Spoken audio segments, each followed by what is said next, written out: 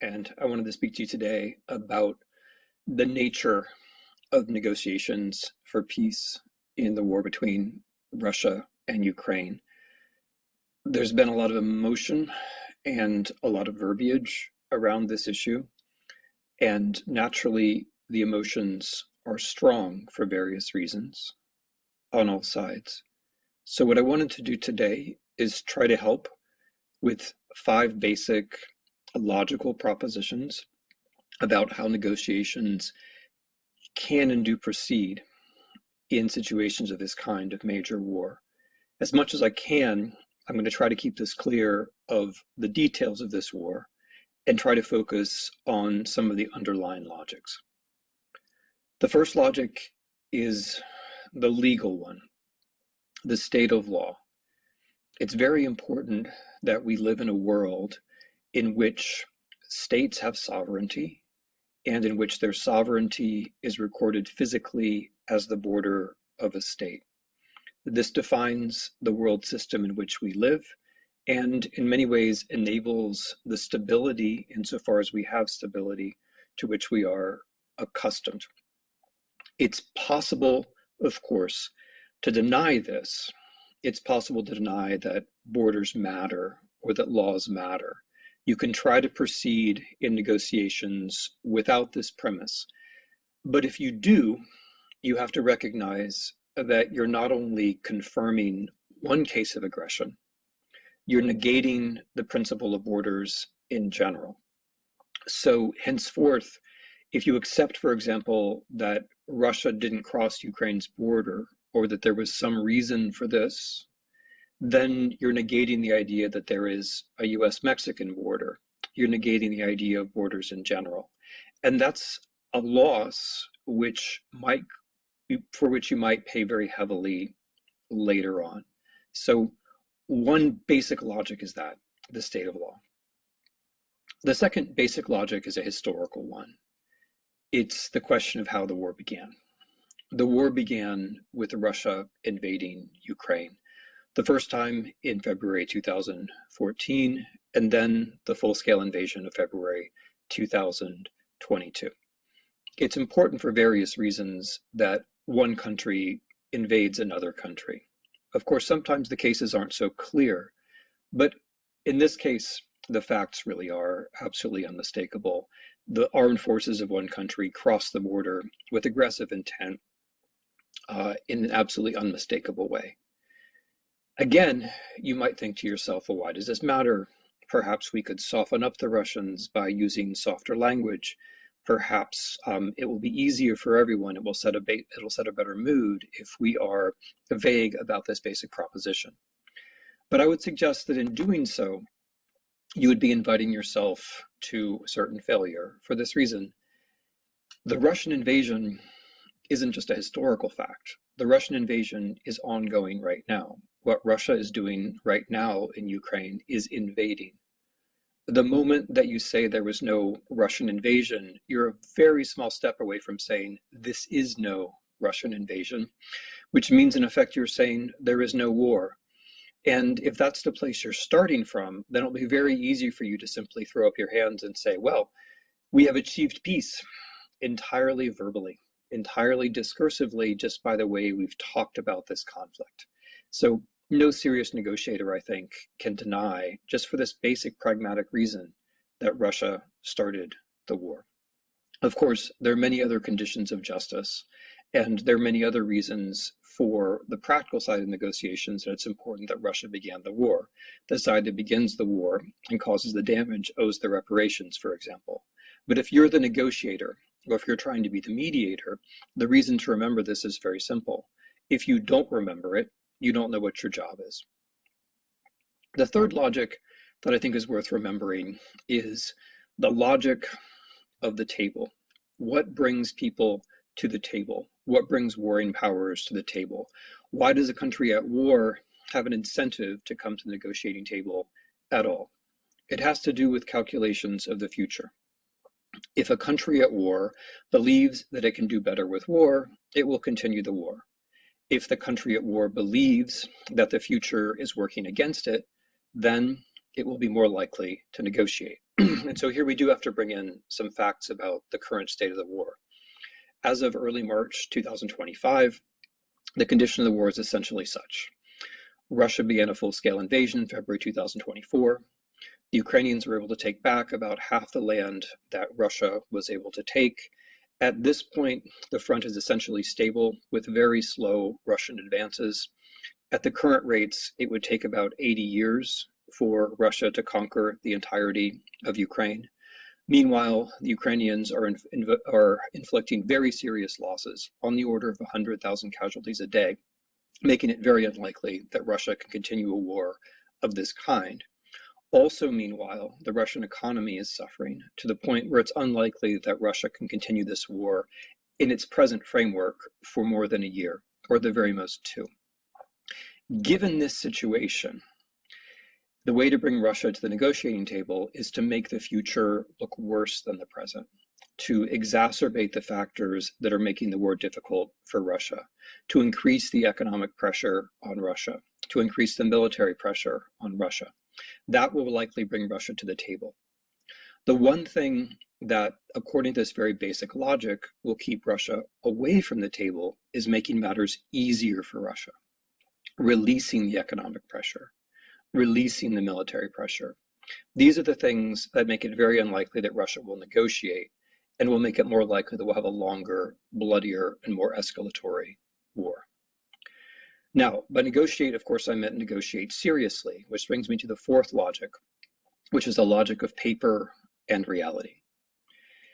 It's not the same thing to get someone to sign a piece of paper as it is to actually have a real ceasefire or a real peace. And here again, we can use examples from this conflict. There are quite a few pieces of paper with various statuses, from the most everyday to the highest possible legal status, according to which Russia should not be invading Ukraine. There were the documents that brought the Soviet Union to an end. There was the state treaty between Russia and Ukraine. There was the Budapest Memorandum of 1994, in which Russia not only agreed to respect, but to guarantee Ukraine's territorial integrity. There are the agreements that Russia and Ukraine signed before 2014. There are the various ceasefires that Russia has signed after 2014. Russia has respected none of these agreements, none of them. So it's one thing to get Russia to sign a piece of paper, but it's an obvious logical mistake to assume that Russia signing a piece of paper is the same thing as a ceasefire, let alone peace. Let alone peace. The obvious scenario, of course, is that Russia will try to distract you by getting you to agree to sign a piece of paper while the war, in fact, continues. Which brings me to the fifth and final logic, which I think is worth sharing. And that is the logic of ceasefire versus peace.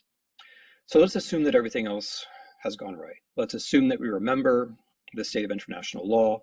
We remember who began the war. We set up the incentives correctly so that Russia believes that the future will be worse for the present and wants to negotiate. Let's assume that a piece of paper has been signed and it's a ceasefire. How do you get from a ceasefire to peace? And here we know that you have to make sure that there are strong structural conditions which make it unlikely that the war will be begun again. So Russia invaded Ukraine in 2014. It invaded Ukraine again in 2022. The question, if a ceasefire is signed, is what prevents the next Russian invasion? If conditions are brought about that persuade Russia to cease fire, that's not at all the same thing as conditions being brought about that will persuade Russia to respect a peace. In order to persuade Russia to respect a peace, you not only have to discourage it from war, you have to take very solid steps to make sure that Ukraine is not a country which looks like it would yield to an invasion. Those include economic steps, such as private investment. Those include government steps, such as recovery. Those include institutional steps, such as membership in the European Union, ideally also in other alliances. These include pragmatic military steps, such as having the presence of non-Ukrainian soldiers on the ground. And most important, these include relationships between Ukraine and other countries, which make it obvious that a war between Russia and Ukraine would be to Russia's detriment. So these are what people call security guarantees. Some combination of all of those things will be necessary for there to be peace. So these are the 5 basic logics that I've tried to spell out. They have to do with knowing the state of law, knowing who began the war, thinking about the future, understanding the difference between paper and reality, and understanding the difference between ceasefire and peace. For what it's worth, I've been working on Russia and Ukraine for the past 30 years. I've written 6 books about them. I've been to Ukraine 5 times over the course of the war, including to regions claimed by Russia, including to the front.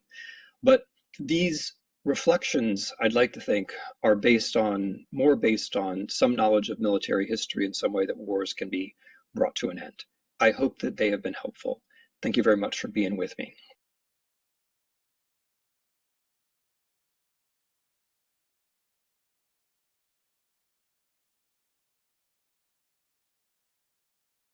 And now I'm talking with my friends in Poland, and they are worried that you align yourself too much with Putin. What's your message for them? Well, if I didn't align myself with both of them, you'd never have a deal.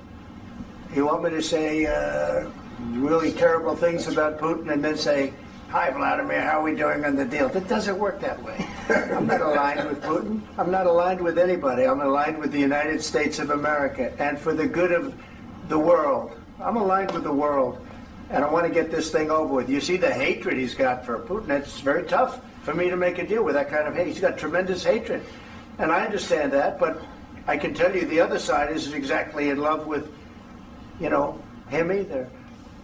So it's not a question of alignment. I'm aligned with the world. I want to get the thing set. I'm aligned with Europe. I want to see if we can get this thing done.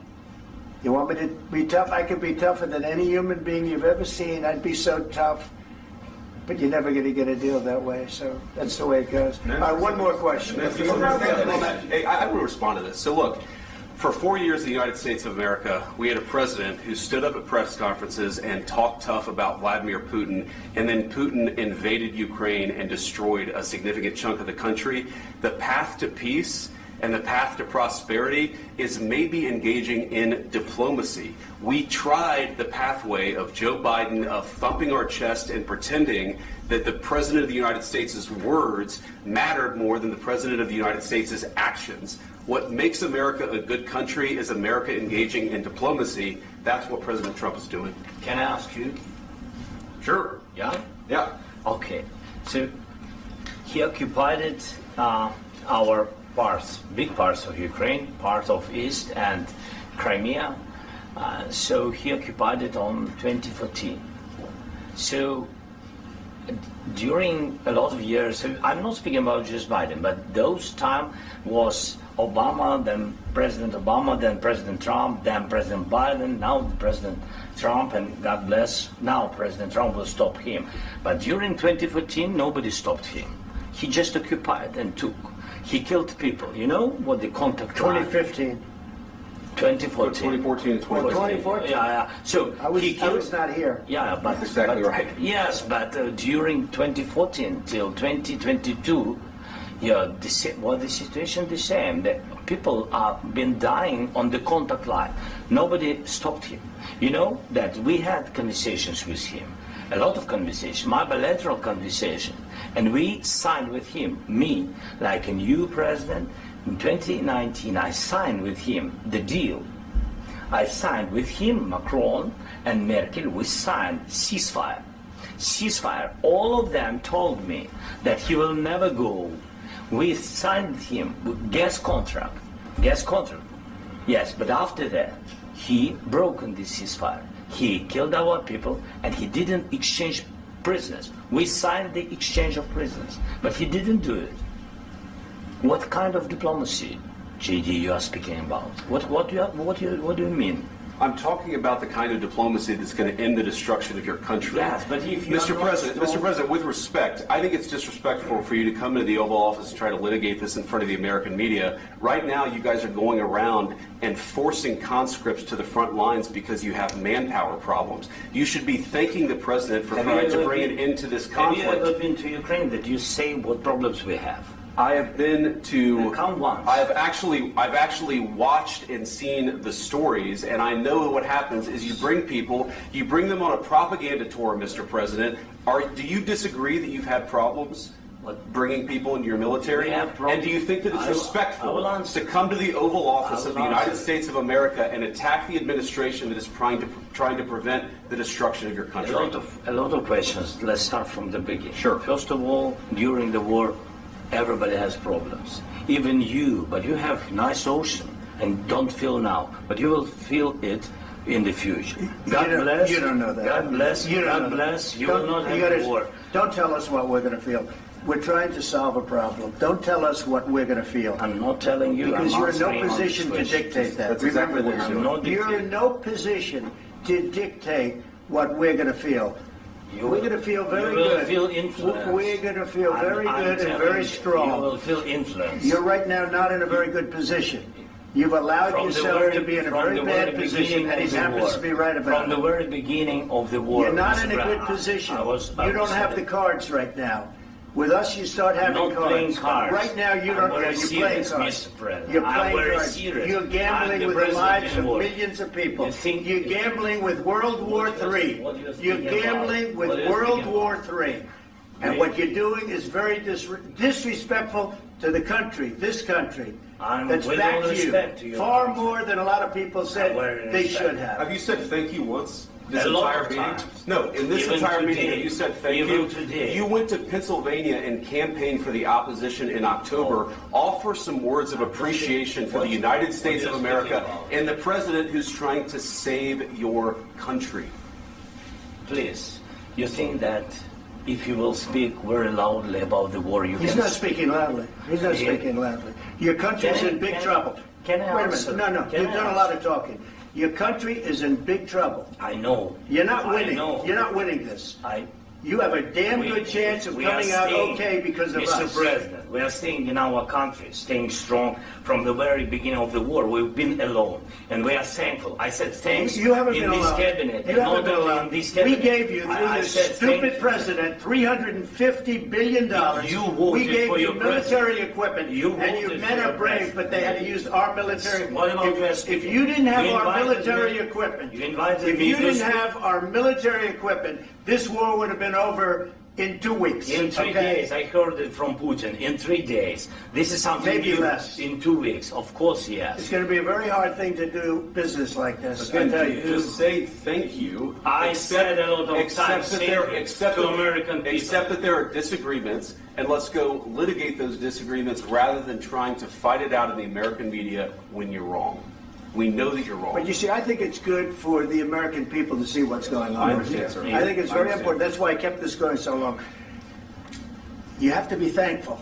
You don't have the I'm cards. thankful. You're buried there. Your people are dying. tell you You're again, running I low know. on soldiers. Don't- Listen, don't please, you're running Mr. low President. on soldiers. It would be a damn good thing. Mr. And President. then you tell us, I don't want a ceasefire. I don't want a ceasefire. I want to go and I want this.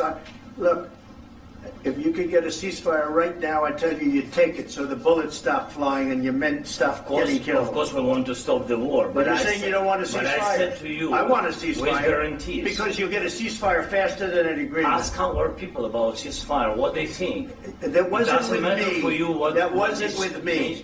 It That was wasn't with with you. a guy named Biden who was not a smart person. This That is was your, with, this that was is with your Obama. president. It was your president. Excuse me. That was with Obama, who gave you sheets, and I gave you javelins. Yes. I gave you the javelins to take out all those tanks. Obama gave you sheets. In fact, the statement is Obama gave sheets and Trump gave javelins. You got to be more thankful, because let me tell you, you don't have the cards. With us, you have the cards. But without us, you don't have any cards. One more question to the Vice President. I'm sorry. It's going to be a tough deal to make, Um, because the attitudes have to change. what if Russia breaks ceasefire? What if Russia breaks peace talks. What do we do then? I understand that it's a heated conversation right now. What are you saying? She's asking, what if Russia breaks the ceasefire? What if anything? What if a bomb drops on your head right now? Okay? What if they broke it? I don't know. They broke it with Biden because Biden, they didn't respect him. They didn't respect Obama. They respect me. Let me tell you, Putin went through a hell of a lot with me. He went through a phony witch hunt where they used him and Russia. Russia. You ever hear of that deal? That was a phony Hunter Biden, Joe Biden scam. Hillary Clinton, Shifty Adam Schiff. It was a Democrat scam. And he had to go through that. And he did go through it. We didn't end up in a war. And he went through it. He was accused of all that stuff. He had nothing to do with it. It came out of Hunter Biden's bathroom. It came out of Hunter Biden's bedroom. It was disgusting. And then they said, oh, the laptop from hell was made by Russia. The 51 agents. The whole thing was a scam. And he had to put up with that. He was being accused of all that stuff. All I can say is this. He might have broken deals with Obama and Bush, and he might have broken them with Biden. He did, maybe. Maybe he didn't. I don't know what happened. But he didn't break them with me. He wants to make a deal. I don't know if you can make a deal. The problem is, I've empowered you to be a tough guy. And I don't think you'd be a tough guy without the United States. And your people are very brave. But you're either going to make a deal or we're out. And if we're out, you'll fight it out. I don't think it's going to be pretty, but you'll fight it out. But you don't have the cards. But once we sign that deal, you're in a much better position. But you're not acting at all thankful. And that's not a nice thing. I'll be honest, that's not a nice thing. All right, I think we've seen enough. What do you think? Huh? This is going to be great television, I will say that. All right. We'll see what we can do about putting it together. Thanks.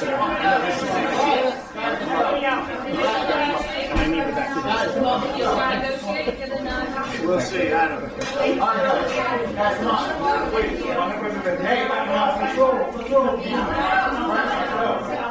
Guys, come on.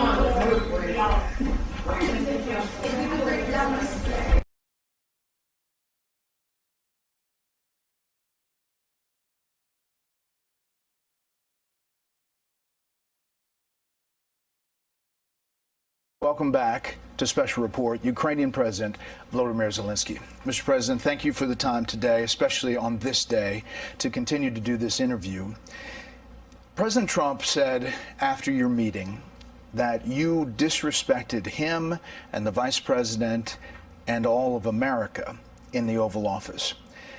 Do you think you did, and do you think you owe an apology to President Trump?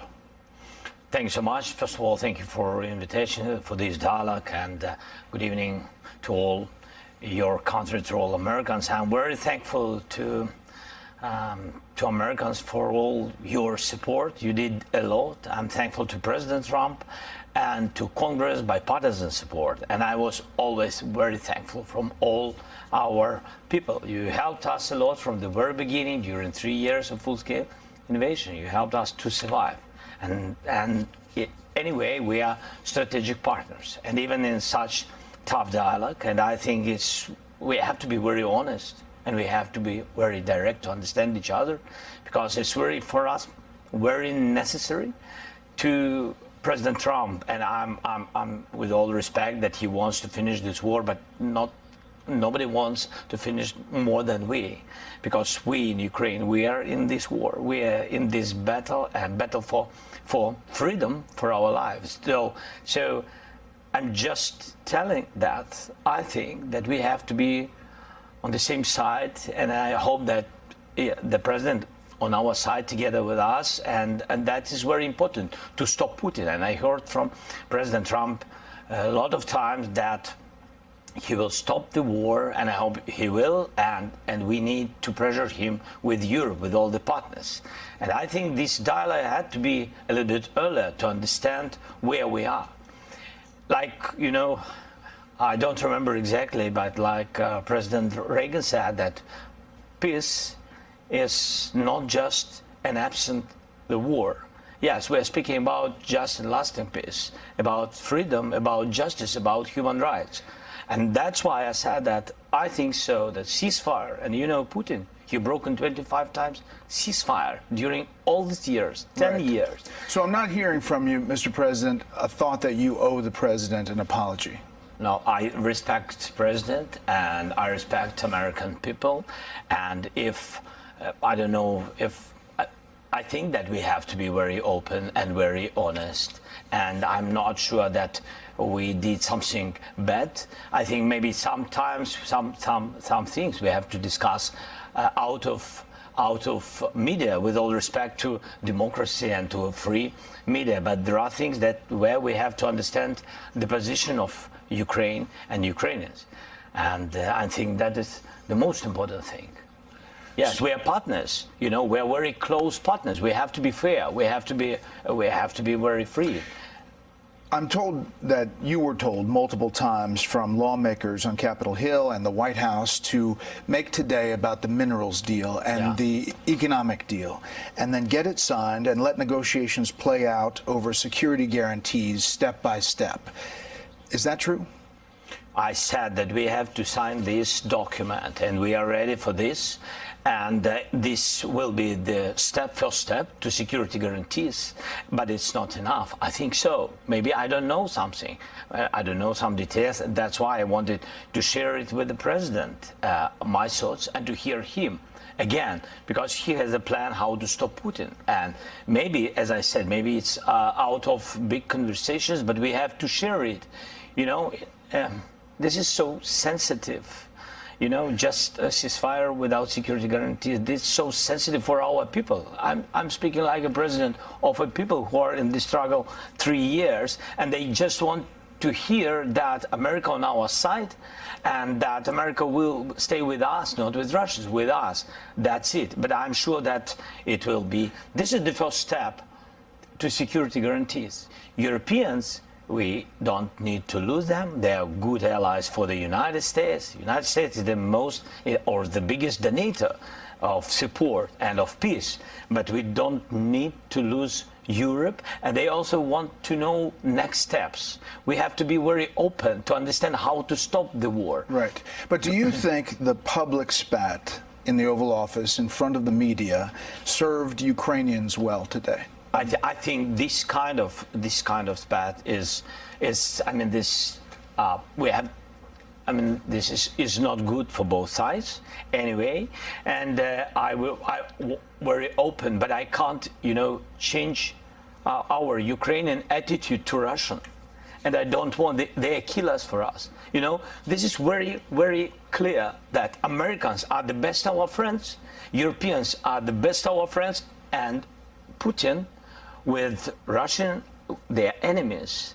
And it doesn't mean that we don't want peace. We just want to recognize the reality, the real situation. President Trump is convinced that you will never sign a deal with Vladimir Putin.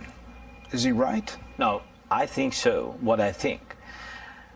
Ukraine wants peace, and we will have anyway diplomacy. We will have negotiations. I only said that I think so. It's about just and lasting peace. It means that we have to be very strong at the table of negotiations. And at these negotiations, Ukraine and Russia, like sides of this war, have to be, and the United States and Europe. That's what I said. So we are ready for peace, but we have to be in strong position. What does it mean? Just to know that our army is strong, that our partners with us, and that we have security guarantees. Am I not right? Leaving the White House today, President Trump said this. He's looking to go on and fight. He wants to come back right now, but I can't do that. What do you make of that? Do you want to continue fighting? Do you want peace? And if he had the opportunity to go back to the White House right now, would you do it? No. First of all, we want peace. That's why I'm in the United States. That's why I visited President Trump. And thanks for invitation again. The deal on minerals is the first step to security guarantees. It's meant for the peace, closer to peace. That's why I'm here. And we have tough situation. To understand it is to be in Ukraine. You saw it, Brad. You was once. Thank you again. So I think that's very important to understand what's going on. But I respect my soldiers and our people, our civilians who work and support our warriors. I can't say just stop. Nobody will stop because everybody afraid that Putin will come back tomorrow. We want just and lasting peace. It's true. We want security guarantees. We raise this topic about NATO the quickest way, but not all the countries are on this side. I said, okay, if not NATO, nobody is pushing. If not NATO, let's build NATO in Ukraine. That's my position. Europeans are ready to have contingents on our territory, boots on the ground. United States thinks maybe to help, maybe USA backstop, have to be just to guarantee that they are with the Europeans. Look at Europe, it's strong, it became stronger, but they also want to have allies like the United States. That's what I said. I just want to understand what the peace. It's not my question, Brad. That is the question from all our people. You mentioned when I traveled to the front lines with you last year to see the situation, to mark the anniversary of the war, and this is what you told me back then. Will Ukrainians survive without Congress support? Of course, but not all of us. It will be tragedy for all of us, not only for Ukraine, not only for Ukrainians, for all Europe. Yeah. So the question today is, can Ukraine win this war or hold off Russia without continued U.S. support? It will be difficult for us. That's why I'm here. That's why we speak about the future negotiations. It will be difficult without your support, but we can't lose our values, our people. We can't lose our freedom.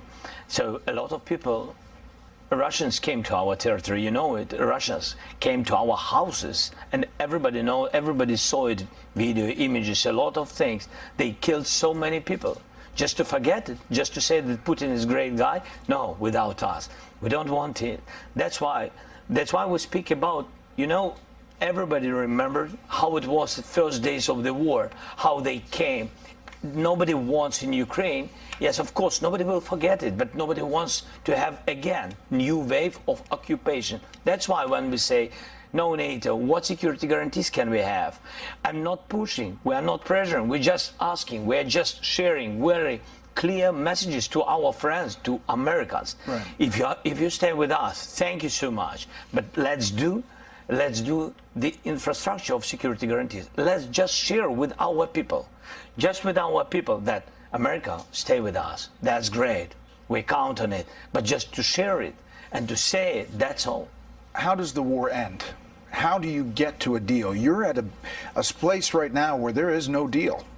How do you get it back on track? I think that Europe is ready for contingents and to help us with financing of big army, such big as we have now. This is our army, is the part of security guarantees. Now we want to find the place for our biggest strategic partner, for the United States, or United States will propose where and how United States will give us security guarantees, what kind of and what part of volume of security guarantees. And when we will be ready with this, we will come to diplomacy. Yes, with Russians, Europeans, United States, and we. Four of us, I think this is real way, because with weapon, it's too long, it's not enough. We don't have enough weapon to push them out, and we don't see now, for now, we don't see really big volume of new support from the United States, but with all respect again. So for today, we'll be ready with security guarantee. Really, when I say NATO, it's not about that we are focusing on this word. It's about very understandable infrastructure of security guarantees. And you see that no NATO countries, for today, no NATO countries been under attacks. Senator Lindsey Graham, Republican from South Carolina, he has been a big proponent of you and of Ukraine, said this today after the meeting. I have never been more proud of the president. I was very proud of J.D. Vance. standing up for our country. We want to be helpful. What I saw in the Oval Office was disrespectful, and I don't know if we can ever do business with Zelensky again. He either needs to resign and send somebody over that we can do business with, or he needs to change. So he says you need to consider resigning. Is that on the table? I don't know if he will be happy after my words. This decision can do only people of Ukraine. You're not going to step down to do a peace deal. No, I was always ready. I'm not sure that is a good idea for I mean this such proposals. But anyway, I always said if United States will support NATO, so I think that it's enough for Ukraine. So I think I did all I had to do. And if somebody is not happy with me, okay. But between us. Yes, Americans vote for American president. Each European country vote for their president, and only Ukraine. With all respect to Lindsay, if I can say Lindsay, we know each other. Yes, and only Ukrainians. Democrats have had their president. Democrats have had the opposite reaction to the Oval Office meeting. Democratic Senator Chris Murphy from Connecticut posted this: "What just happened in the Oval Office was a planned ambush designed to help a brutal Russian dictator and hurt America's security. Trump has become Putin's lapdog, and America's global power is hemorrhaging as America sides with dictators over democracy. What an embarrassment." Do you think the confrontation in the Oval Office today was pre-planned, like Senator Murphy suggests? I don't know. You don't know? You think maybe? I don't know. No. I don't. I mean, I don't know about it. I think no. I think it was just a really tough situation because we've been very open, very direct. What set you off? What made you mad? Because they said your tenor and tone. It's not about mad. It's not, Brad. You see, how to say, when you are in the United States, and for example, president or vice president or somebody or senators, it doesn't matter, big politicians, yes, when they, for example, say that Ukraine is almost destroyed, that our soldiers run away, that they are not heroes, that Ukraine lost millions of civilians, that his president is dictator, you know? What is the reaction? It's not about me. The reaction is that where is our friendship between Ukraine and the United States? That's it. This is feeling. And that's why I do not want to lose our great partners at the United States. And I just said that it's not the first time. I said it by phone, and we had some other conversations, and we had in Munich meetings, and I said, please, be correct. I want to be very polite. I mean this, be correct with this number. When you say about the number, each person is important. When you say about 1 million of losses, we don't have any million of losses. When you speak about the territories, maybe some territories and etc., it's not just territory, it's houses, it's people's lives. You know, their fathers, mother, their relatives, grandfather, they died or during this war. Nobody wants to forgive Putin. It's not funny, you know, or fairy tale. This is real life. That's right. What I said. And when you said it, a lot of times to my big friends who've been here today in our dialogue, and then they again begin to repeat the same things, I think it's not. I mean, that's why I said it's not good way between partners, good partners and friends. That's it. And I think that if a journalist is asking questions to president, with all respect to vice president, I mean, he has his interview. This is our dialogue. Shouldn't this dynamic, if you're going to be like this, be behind closed doors, not? Of course. And so do you regret that? Are you regretting that happened today? Regretting? Yes, I think it was not good. I think it was not good because we had a lot of different dialogues. I'm always open to media, but there are very sensitive things. I just want to be honest and I just want our partners to understand the situation correctly, and I want to understand everything correctly. That's about us. Not to lose our friendship. A couple more things. What are the next steps in your mind? Here we are today. Yeah. What are the next steps? I think so. United States wanted this deal very much, and we've been not against this deal, but we wanted to understand what part in security guarantees will take this deal and what next steps. Just again to understand for our people, during the war, what you don't like, even sometimes hate, surprises. It's understandable.